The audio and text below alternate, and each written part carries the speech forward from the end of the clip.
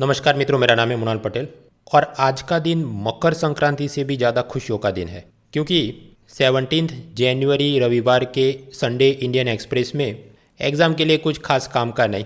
ये वीडियो आप चाहे तो इधर भी बंद कर सकते हैं, खैर मेरी तो मजबूरी है तो मैं कुछ बोल बच्चन करके क्लिप बनाता हूँ। पेज 1 पर वही किसान आंदोलन की समिति, कोरोना वैक्सीनेशन, व्हाट्सएप प्राइवेसी, उन सब की बॉल बाय बॉल कॉमेंट्री जारी है। वैसे तो एग्ज़ाम में कुछ काम का नहीं, लेकिन अब मारपीट के वीडियो खींचना है तो एक एथिक्स की केस स्टडी बनाते। एक व्यक्ति था डॉक्टर केतन देसाई, वो medical council of India MCI के प्रेसिडेंट।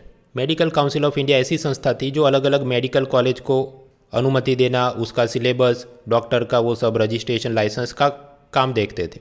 लेकिन पाया गया ये डॉक्टर केतन देसाई करप्शन में पैसा लेकर कॉलेज को परमिशन देते, भले वहाँ पर प्रोफेसर, लेबोरेटरी सबकी अच्छी सुविधा न हो। अल्टीमेटली सीबीआई ने अरेस्ट भी किया था और ये मेडिकल काउंसिल ऑफ इंडिया, वहाँ पर इतनी धांधली बढ़ गई थी कि सरकार ने ये संस्था ही बंद करके एक और नई स्टैट्यूटरी बॉडी बनाई थी जिसका नाम नेशनल मेडिकल कमीशन एनएमसी। तो सोचो इस लेवल का सब कांड हुआ था। अब ये न्यूज़ में ऐसा दिखाया है कि गुजरात में कोरोना वैक्सीनेशन चल रहा है और उनमें जिनको सबसे पहले कोरोना वैक्सीन मिली उन व्यक्तियों में से एक है डॉक्टर केतन देसाई। तो एथिक्स केस स्टडी का प्रश्न कि मान लीजिए आप डिस्ट्रिक्ट मैजिस्ट्रेट हैं या आप हॉस्पिटल के चीफ मेडिकल ऑफिसर है या ऐसा जो भी ऑफिसर जो कि किसको पहले वैक्सीन मिलनी चाहिए उसके लिस्ट पर फाइनल आपने सिग्नेचर करना होता हो, तो क्या आप ऐसे लिस्ट पे सिग्नेचर करेंगे जिसके अंदर डॉक्टर केतन देसाई का नाम भी शामिल है? कुछ लोग जो द हिंदू ज़्यादा पढ़ते हैं और ट्विटर को बहुत ज़्यादा फॉलो करते हैं वो इमोशनल हो जाते हैं, नहीं नहीं ये तो मतलब करप्शन में सीबीआई ने अरेस्ट किया था और फिर तो कैसे दे सकते हैं वगैरह। भाई ऑफिसर का काम क्या है? मैंने पहले भी कई बार आपको बताया था वीडियो में, impartial and objective analysis and application of rules. तथ्यों के आधार पर तटस्थता से बिना अपनी निजी संवेदनाओं को लाते हुए आपने नियमों का पालन और अर्थघटन करना है। कोरोना वैक्सीनेशन के नियम क्या है कि फर्स्ट प्रायोरिटी मिलेगी डॉक्टर, नर्स, फ्रंटलाइन वर्कर, फिर सीनियर सिटीजन, खासकर ऐसे जो कि कोमॉर्बिडिटी, उनको और भी कुछ ब्लड प्रेशर वगैरह की प्रॉब्लम हो। तो यहाँ पर ये डॉक्टर केतन देसाई, अब सोचो वो तो सीनियर सिटीजन कैटेगरी में ही, और दूसरा कि वो तो डॉक्टर भी है और सीबीआई वाला केस और उसमें तो बाद में छूट के कुछ काम भी कर रहे हैं। तो डॉक्टर की भी कॉलम में यह टिक होगा और सीनियर सिटीजन की कॉलम में भी यह टिक होगा। तो वैक्सीनेशन की लिस्ट में नाम है जिनको पहले मिलने वाली है, तो yes you will have to give the vaccine. उसी तरह दूसरा प्रश्न, ये चारा घोटाले में कन्विक्ट अपराधी पाए गए लालू यादव को वैक्सीनेशन में फर्स्ट प्रायोरिटी मिलनी चाहिए कि नहीं? Again the answer is yes, क्योंकि नियमों के हिसाब से senior citizen with comorbidity hospital में और ट्रीटमेंट चल रही है तो हाँ देना ज़रूरी। तीसरा प्रश्न, रिया चक्रवर्ती को वैक्सीन मिलनी चाहिए कि नहीं? भाई वो प्रायोरिटी लिस्ट के जो नियम है उस हिसाब से आप देखिए सीनियर सिटीजन को भी मिलनी चाहिए। और दूसरा कि सीनियर सिटीजन ना हो लेकिन कोमॉर्बिड कंडीशन ऐसी हो कि बहुत ज़्यादा कुछ ऐसी बीमारी की और खतरा बढ़ता हो तो देना, तो उस नियमों के हिसाब से अगर हाँ होता है तो देना चाहिए।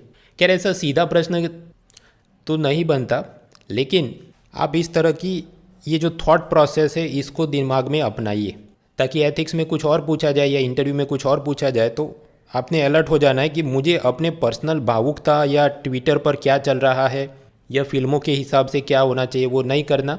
ऑफिसर ने इम्पार्शियली नियमों को लागू करना है। मान लीजिए कोई ऐसा व्यक्ति आपके ऑफिस में आता है जो आपको पहले से पता है कि ये 2 नंबर का काम करता है, ये ख़राब है, ये दूसरे लोगों पर झूठे इल्ज़ाम लगाता है, लेकिन फिर भी अगर वो व्यक्ति आए और आपको कोई कंप्लेन लेटर दे तो क्या आप एक डिस्ट्रिक्ट मैजिस्ट्रेट या पुलिस ऑफिसर के रूप में उसको एक्सेप्ट करेंगे या उसको धुतकार के निकाल देंगे?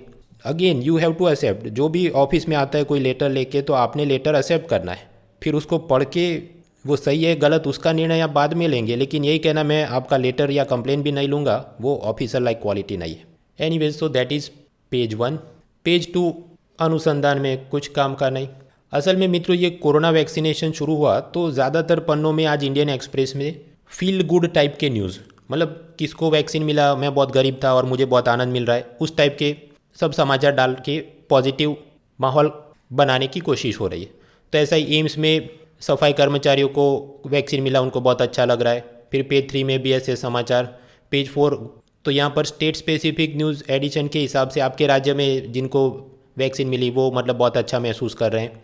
पेज 5 पर विज्ञापन काम के नहीं, पेज 6 राशि भविष्य काम का नहीं, पेज 7 विज्ञापन काम के नहीं, पेज 8 वहाँ पर भी ऐसी सब स्टेट समाचार घूम फिर के वही की वैक्सीन दे रहे हैं, पेज 9 विज्ञापन काम के नहीं, पेज 10 वहाँ पर कि पूरे भारत में सबको वैक्सीन मिल रहा है तो लद्दाख से केरला अलग अलग लोगों के फ़ोटो डाल के कि उनको कितना अच्छा महसूस हो रहा है। पेज 11 में भी वो स्टेट स्पेसिफिक समाचार में राहुल गांधी और external affairs minister S Jaishankar के बीच कोई कमेटी मीटिंग में थोड़ी नोकझोंक हुई कि भारत सरकार की विदेश नीति ठीक नहीं, लेकिन ये सब कांग्रेस बीजेपी टाइप चीज़ काम की नहीं। उसी तरह ये एंटी सिख रायोट्स और पालगढ़ लिंचिंग के सब समाचार, लेकिन ये individual ball by ball comedy type की चीज़ें काम की नहीं। नॉन आईएएस एग्ज़ाम के लिए film awards, international film festival of India यानी IFFI, केंद्र सरकार का union ministry of information and broadcasting सूचना और प्रसारण मंत्रालय और गोवा राज्य सरकार मिलके इनको तो कई सालों से चला रहे हैं। ये तो अभी 51st एडिशन है। ये गोवा में उसके पणजी में इसका आयोजन हुआ है। वैसे तो खुले मंच पे किया जाता था, लेकिन इस बार इंडोर क्योंकि कोरोना की सब समस्याएं। ये हर साल जो समारोह होता है उसमें किसी एक देश की फिल्मों को ज़्यादा फोकस करते हैं, तो इस बार ऐसा कंट्री इन फोकस है बांग्लादेश। और क्योंकि बांग्लादेश के first president Sheikh Mujibur Rahman की 100वीं जन्म जयंती है, तो भारत और बांग्लादेश सरकार मिलकर एक मूवी बना रहे हैं जिसका नाम है बंग बंधु। फिर लाइफ टाइम अचीवमेंट अवार्ड किसी इटालियन सिनेमेटोग्राफर को मिला और बंगाली सिंगर एक्टर बिस्वजीत चैटर्जी को Indian personality of the year award मिला। फिर इंडियन एक्सप्रेस ने ऐसा लिखा है कि ये बिस्वजीत चैटर्जी ने तृणमूल कांग्रेस से चुनाव लड़ा था लेकिन फिर बीजेपी ज्वाइन किया था। मतलब वो इनडायरेक्टली ऐसा क्या इंसिन्यूएट करना चाहता है कि क्योंकि उन्होंने बीजेपी ज्वाइन किया और अब चुनाव आ रहे हैं बंगाल के, तो ये सब हो रहा है। एनीवेज खैर ये सब अपने लिए काम का नहीं। नॉन आईएएस एग्जाम में ठीक है कौन कौन पर्सन इन न्यूज़ किस किस को अवार्ड मिला, थोड़ा तैयार कर लिया, आगे बढ़ो। पेज 12 उसमें भी ऐसे फील गुड समाचार कि ये अलग अलग राज्यों में किसको वैक्सीन मिला और वो गरीब लोग कितना खुश महसूस कर रहे हैं। फिर चले पेज 13 कॉलम्स, चिदम्बरम की कॉलम, लेकिन उन्होंने जो बातें लिखी हैं उसमें कुछ ऐसा नहीं जो हम पहले से नहीं जानते। वो ऐसा कह रहे हैं कि सरकार ने नए बजट में micro small medium enterprise, infrastructure, defence, health infrastructure, ये सब पर और ज़्यादा पैसा खर्च करना चाहिए ताकि इकोनॉमी रिवाइव और आत्मनिर्भर में मदद मिले। जीएसटी में कटौती की जाए, गरीबों को डायरेक्ट बेनिफिट ट्रांसफ़र हो, वगैरह वगैरह। ये तो इसमें कुछ नया नहीं जो हम नहीं जानते, तो आगे बढ़ो। पेज 13 पर दूसरी एक कॉलम है कोalition सरकार, यानी गठबंधन से बनाई गई, कि कांग्रेस हो, साथ में लेफ्ट हो, साथ में आरजेडी हो, साथ में डीएम के हो, ऐसे गठबंधन से जो सरकार बनाते हैं। सामान्य रूप से पाया जाता है कि जो गठबंधन सरकार होती है वो रिफॉर्म्स बहुत लेती है, उसमें आर्थिक सुधार और कानून में सुधार बहुत जल्दी जल्दी हो सकते हैं, लेकिन घोटाले भी ज़्यादा होते रहते हैं। जैसे prime minister Narasimha Rao 1991 to 96 तो पाया गया, उसमें भी 1995 में बहुत घोटाले बाहर आए थे। जैसे एक तांत्रिक चंद्रस्वामी जिसकी सब नेताओं से साठगांठ थी और 2 नंबर के काम होते थे, राजीव गांधी की हत्या में भी उनका हाथ है, ऐसे कुछ आरोप लगे थे। फॉरेन एक्सचेंज रेगुलेशन एक्ट के हिसाब से वो रुपी डॉलर और उसमें भी पैसा लाना ले जाना, उसमें 2 नंबर के काम हुए थे। फिर चीनी आयात करने में कोई कांड हुआ तो फूड मिनिस्टर ने रिज़ाइन करना पड़ा। टेलीकॉम का कोई कांड हुआ तो टेलीकॉम मिनिस्टर ने रिज़ाइन करना पड़ा। फिर कोई जैन बंधुओं की डायरी मिली जिसमें पता चला कि कांग्रेस बीजेपी अलग अलग सब पार्टियों के नेताओं को हवाला के ज़रिए पैसा खिलाया जाता था। पुरलिया नाम की एक जगह पर विमान से AK-47 राइफलें फेंकी गई। आइडिया कुछ ऐसा था कि वेस्ट बंगाल में वहाँ की जो साम्यवादी या वामपंथी सरकार है, लेफ्ट पार्टी, उसका उस ज़माने में शासन था, स्टेट गवर्नमेंट उनकी थी, तो उसके सामने जो एंटी लेफ्ट पार्टीज़ थी उनको AK-47 दिलवाकर कुछ थोड़ी हंगामा किया जाए, ताकि वहाँ पर की कानून व्यवस्था ख़राब हो गई है और अब राष्ट्रपति शासन लागू होना चाहिए, ऐसा कुछ बड़ा प्लान था to impose the president rule. लेकिन फिर उसमें जो भी फॉरेन एजेंट थे, किम डेवी वगैरह, को रशिया के प्रेशर में छोड़ दिया गया।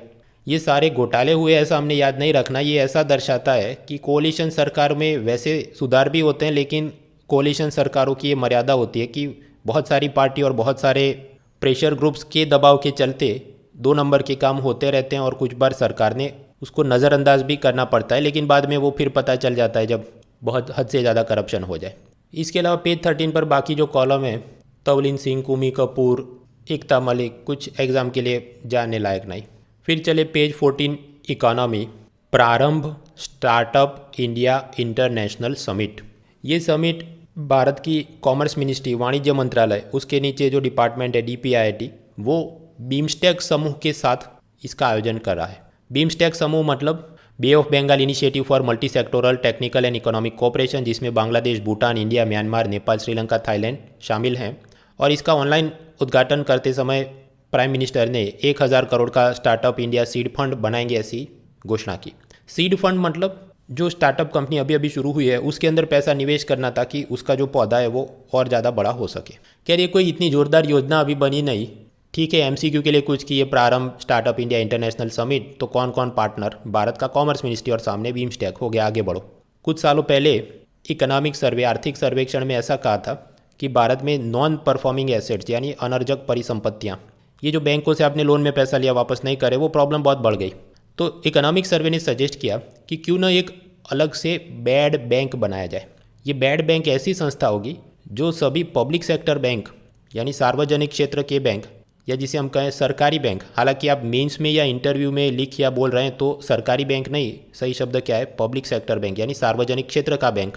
हाँ, तो इनमें जितनी ये बैड लोन्स है, वो विजय माल्या से लेके नीरव मोदी टाइप की, वो सारे बैड लोन पेपर्स ये बैड बैंक नाम की संस्था ने सरकारी बैंकों से खरीद लेने चाहिए, ताकि सरकारी बैंक की बैलेंस शीट क्लीन अप हो जाए और उस हिसाब से उनको वो बासेल 3 नॉर्म्स में जितना कैपिटल रखना पड़ता है और बाकी सब प्रॉब्लम्स में छुटकारा मिले, तो आराम से वो अपना बिजनेस कर सके। अब प्रश्न, अगर ये बैड बैंक ने ऐसे जो बैड लोन पेपर सरकारी बैंकों से खरीदने हैं तो पैसा बैड बैंक खुद किधर से लाएगा? इकोनॉमिक सर्वे ने सजेस्ट किया कि भारत सरकार टैक्स पेयर का पैसा इनको दे और उसकी मदद से ये सब ठीक किया जाए, या फिर रिजर्व बैंक ऑफ इंडिया उसे जो प्रॉफिट होता है उस प्रॉफिट में से उन्होंने भारत सरकार को डिविडेंड यानी लाभांश के रूप में रकम देनी होती है, तो वो सारी डिविडेंड की रकम इधर दी जाए और इसकी मदद से ये सारे बैड लोन पेपर खरीदे जाएं। भूतपूर्व RBI गवर्नर जैसे डॉक्टर रघुराम राजन, उर्जित पटेल, उन सबको तो ये आइडिया पसंद नहीं था कि ये क्या बेतुकी बात है कि जो बैड लोन है तो उसका नुकसान तो वो तो जो सरकारी बैंक ने दिया था वो करे, ये क्यों टैक्स पेयर या RBI का पैसा इसमें लगाना है। हालांकि ये शक्ति कांता दास ये एक जगह कुछ लेक्चर दे रहे थे, वहाँ पर उन्होंने कहा कि RBI is open to the bad bank proposal, मतलब ऐसा कोई प्रस्ताव आएगा तो हम उस पर गौर करेंगे। उन्होंने ऐसा भी नहीं कहा कि इसको लागू करेंगे, कि गौर करेंगे। तो ये क्या कोई काम की चीज़ है भाई? ये एक बार में पता होना चाहिए कि ये बैड बैंक नाम की चीज़ थी। हर बार ये आए, अभी हर बार वीडियो इसके बनते रहे और एक्सप्लेन सीरीज़ बनती रहे तो क्या पढ़ने बैठना है? नहीं, आगे बढ़ो। उसी तरह फॉरेक्स रिजर्व में अप डाउन जो हुए, एविएशन टर्बाइन फ्यूल के प्राइस में अप डाउन, विप्रो का शेयर बायबैक, ये सब चीज़ें मतलब कुछ काम की नहीं। फियाट और पीगू ये 2 ऑटोमोबाइल कंपनी थी, दोनों ने मर्ज करके एक नई कंपनी बना दी जिसका नाम है स्टेलांटिस। नॉन IAS एग्ज़ाम में कुछ बार थोड़ा बहुत बिजनेस जी के आ जाए तो ऐसी बहुत बहुत बहुत बड़ी टाइप की कोई घटना हुई है तो फिर हमें पता होना चाहिए स्टेलांटिस क्या है। ये कोई इंटरनेशनल स्पेस एक्सप्लोरेशन के लिए इलॉन मस्क की नई कंपनी नहीं है, ये ऑटोमोबाइल कंपनी। पेज 15 विश्व समाचार। अपने मेंस पेपर 2 में एक मुद्दा है pressure groups and role of pressure groups in democracy.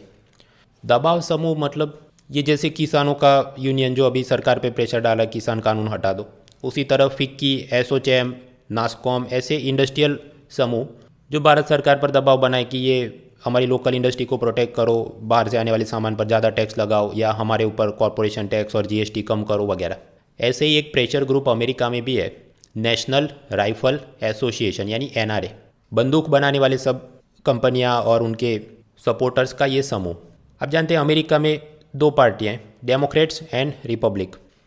इसमें ये रिपब्लिकन पार्टी वो मतलब ज़्यादा गोरे लोगों के प्रति, क्रिश्चियनिटी के प्रति, कैपिटलिज्म के प्रति ज़्यादा सहानुभूति रखने वाला पक्ष है।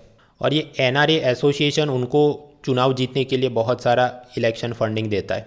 परिणाम स्वरूप अमेरिकी संविधान में जो राइट टू बियर आर्म्स, नागरिकों को हथियार रखने का जो अधिकार मिला है, उसकी ये लोग हमेशा तरफदारी करेंगे क्योंकि इनको अपनी राइफल और मशीन गन बेचनी है। कई बार हम पाते हैं अमेरिका में दुकानों में लूट की जाती है, हाई स्कूल में बच्चे मशीन गन लेके दूसरों को मार देते हैं। हर बार डेमोक्रेट पार्टी और दूसरे लोग ऐसे प्रस्ताव डालते हैं कि गन कंट्रोल लॉज होने चाहिए, मतलब बंदूक खरीदी पर कुछ रोक लगनी चाहिए या जो खरीद रहा है उसने इतने सारे डॉक्यूमेंट देने चाहिए। स्वाभाविक है नेशनल राइफल एसोसिएशन को मज़ा नहीं आएगा, तो वो और ज़्यादा पॉलिटिकल फंडिंग दे के ऐसे कानूनों को लागू नहीं होने देती, ऐसे बिल पास नहीं होने देती वगैरह। अब नए समाचार ये आए कि चैप्टर 11 बैंक्रप्सी ये समूह ने अप्लाई की है। वो उनका जो भी बैंक्रप्सी के कानून है उसमें चैप्टर 11 के हिसाब से वो प्रक्रिया की, जहाँ पर आपकी कंपनी उसने जो लोन लिए थे वापस नहीं कर पा रहे और आपने ये कंपनी को अभी बंद करना है, तो वो जो पूरी कानूनी प्रक्रिया। हाँ, तो इसमें क्या आउटकम होगा? अगर ये नेशनल राइफल एसोसिएशन वो खुद ही दिवालिया हो चुका है, तो इसका मतलब भविष्य में वो चुनाव फंडिंग कम कर पाएगा, तो भविष्य में डेमोक्रेट पार्टी है वो गन कंट्रोल लॉज को और ज़्यादा सख्ती से लागू कर पाएगी। ये सब क्या अपने लिए काम का है? नहीं। प्रेशर ग्रुप्स और उसका क्या रोल होता है, तो थोड़ा इंटरनेशनल एग्जाम्पल भी अगर ज़रूरत पड़े और कहीं लिखना हो तो एक आध लाइन में हमने समझ लिया, पर मेंस या ऐसे। कुछ दिनों पहले याद करो, युगांडा की सरकार ने चुनावों से पहले सोशल मीडिया पे प्रतिबंध लगाया था, ये कह के कि उधर फेक न्यूज़ सर्कुलेट होती है जिससे चुनाव में मतदाता के दिमाग पर असर हो सकता है। उनके चुनाव ख़त्म हुए, पता चला उनके जो रूलिंग प्रेसिडेंट थे वो वापस जीत गए। वो पिछले करीब 35 सालों से वो कंटिन्यूसली वही प्रेसिडेंट है। विपक्ष का आरोप है कि ये सब चुनाव में धांधली करके जीते हैं, और इन्होंने सोशल मीडिया बंद करवाया था, तो चुनाव में जितनी धांधली या वोट रिगिंग या बूथ कैप्चर हो रहा था तो कोई आदमी रिपोर्ट ही नहीं कर पाया, तो बाकी लोग उसका विरोध ही नहीं कर पाए। तो यही सोशल मीडिया पर नियंत्रण भी होना चाहिए, लेकिन जब नियंत्रण कर देते हैं तो ऐसे 2 नंबर के काम भी हो सकते हैं, तो सोचने का विषय। इसके अलावा वही सब चाइना और इंग्लैंड में कोरोना के सब समाचार, बिडेन प्रेसिडेंट बनने वाले, उनकी क्या प्रायोरिटीज़ होंगी वगैरह, कुछ काम का नहीं। पेज 16, ये एक Indian American journalist Farid Zacharia, उन्होंने कुछ इंटरव्यू दिया और बड़ी सब कि शशि थरूर उनको प्रश्न पूछे, अशोक खेमका उनको प्रश्न पूछे और वो उसको जवाब दे कि कैसे मुझे भारत की फॉरेन पॉलिसी। लेकिन ये सब पढ़ के कुछ इसमें नया जानने लायक नहीं जो हम पहले से नहीं जानते। पेज 16, 17, 18, 19 में वो संडे इंडियन एक्सप्रेस है, तो सब लाइफस्टाइल टाइप की खबरें, वैसे एग्ज़ाम के लिए कुछ काम की नहीं, लेकिन 1-2 पढ़नी चाहिए ताकि वो CSET पेपर 2 रीडिंग कॉम्प्रिहेंशन में हमारा इंग्लिश और वो डिफरेंट टोन ऑफ पैसेजेस वो देखने में हमारी स्पीड बढ़े। जैसे एक कॉलम है कि आज़ाद भारत में किसानों के बारे में कौन कौन सी मूवी बनाई गई, या ये रंजीत लाल की पर्यावरण के बारे में कॉलम की उनके हिसाब से बेस्ट क्रीचर, सबसे बेस्ट जानवर और कीटक कौन से होते हैं, फिर चिपको आंदोलन के बारे में, आधार कार्ड के बारे में वगैरह। और ये संडे इंडियन एक्सप्रेस में कुछ नई किताबों का रिव्यू भी डाला जाता है, तो बुक्स इन न्यूज़ वो नॉन IAS एग्ज़ाम में कि ये किताब और इसका ये ऑथर, तो ऐसे 2-3 हैं जो मैंने पर्सन इन न्यूज़ वाले कॉलम में डाले, आप स्लाइड में या एक्सेल फाइल में देख लेना। एंड लास्टली पेज 20 स्पोर्ट्स, जिसमें कुछ काम का नहीं। कुछ दिन पहले मैंने आपको बताया था कि एक बार व्यक्ति को कोरोना हो जाए और वो उसमें रिकवर हो जाए तो उसके बॉडी में ऐसी एंटीबॉडी पैदा हो जाती है, तो फिर उसका एंटीबॉडी वाला कोई टेस्ट करोगे तो वो पॉजिटिव ही आएगा, उसका मतलब ये नहीं कि उसको कोरोना हुआ है। तो ऐसी कुछ कंट्रोवर्सी के चलते साइना नेहवाल को थाईलैंड ओपन में मना कर रहे थे, फिर वापस उसको खेलने दिया वगैरह की पूरी एक्सप्लेन सीरीज़ बनाई है, इतना कुछ काम का नहीं। तो ये था रविवार का न्यूज़पेपर।